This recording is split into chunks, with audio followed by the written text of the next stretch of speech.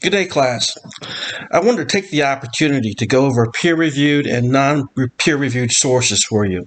We just completed the CEP, or the Current Event Paper assignment, that had you search the media for current events related to psychology. You then cited, summarized, and related the discussed topics to psychology. These articles, these current event articles you obtained, represented non-peer-reviewed sources. Now, non-peer-reviewed sources have the goal of talking to a large audience not necessarily trained on the topic being discussed, like eating disorders. Now we move to the next assignment, the annotated bibliography using peer-reviewed sources. So let's go over real quickly the difference between peer-reviewed versus non-peer-reviewed sources. So what's the difference? As we can see here, the audience for peer-reviewed sources are researchers and professionals.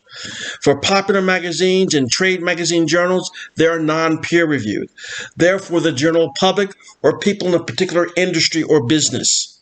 The authors of peer-reviewed sources are usually going to be scholars, researchers, and professors, and they usually are going to be tied to universities.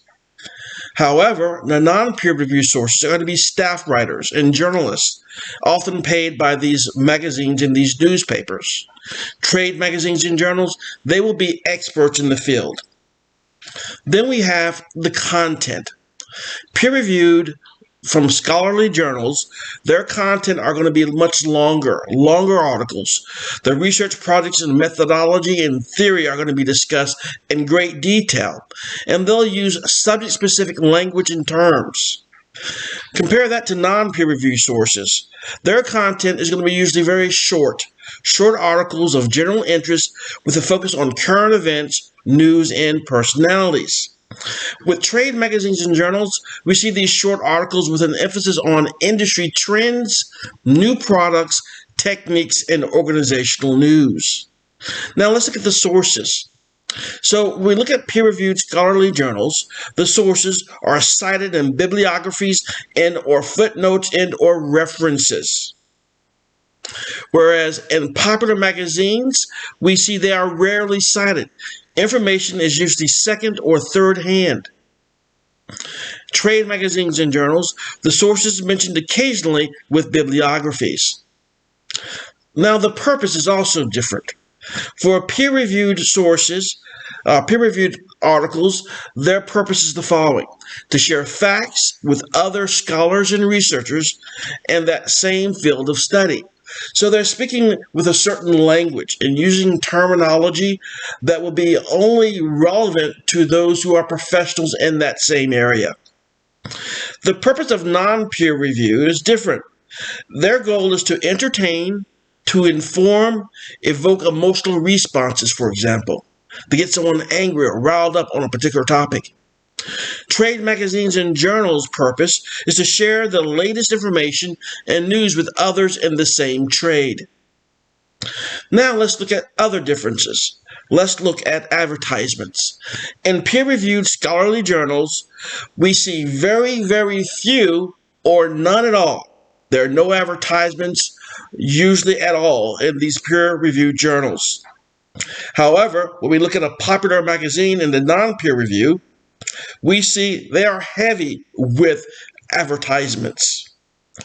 And the trade magazines and journals, they'll be moderate. Almost all or most are trade-related advertisements, but they'll be a moderate amount. Here are some of the examples between peer-reviewed and non-peer-reviewed. Peer-reviewed, we have American Literature, New England, a Journal of Medicine, Current History.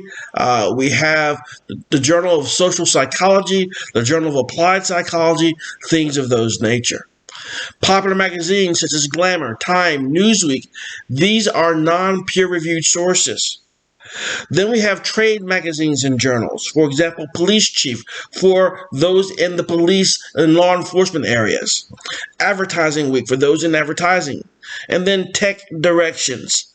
All of these are specifically for those people in a particular industry or business. So the peer review process real quickly. So Well, a peer review process is much different than a non-peer reviewed process. The hoops and hurdles that you must go through are much more elaborate in peer review as opposed to non-peer review. So in the peer review process, step 1, the author writes and submits an article or manuscript to a journal. Step 2, the journal editor sends the manuscript to expert reviewers to evaluate quality of the research, the writing, and the conclusions made. Step 3, expert reviewers return the manuscript to the editor with suggested changes as well as a recommendation to publish or not publish the article. Step 4, the editor reviews suggestions and returns the manuscript to the author for revision. Step 5, the author revises and resubmits the article to the editor. Step 6, the article is published in the journal. This process can take 1 to 2 or more years. So you can see the process of getting an article published in a peer-reviewed source is much more elaborate as opposed to a non-peer-reviewed source. So the idea behind it is basically this. When you have data presented to you in a peer-reviewed source, it's usually going to be thought of as being more legitimate in a way because it has gone through various stages of evaluation by outsiders, not just the researchers doing the research, but other people who are knowledgeable in that particular area and field as well. So we can have a little bit more trust in that type of content that is produced in those scholarly journals which are peer-reviewed. That is why when you're doing academic writing, doing research papers or for grants, the idea is very simple. You want to make sure that you have the best and most current and most valid information possible. This relies on having peer-reviewed sources. And that's what our next assignment is going to be on. It's going to be on the annotated bibliography using peer-reviewed sources. We'll talk about that in a little bit.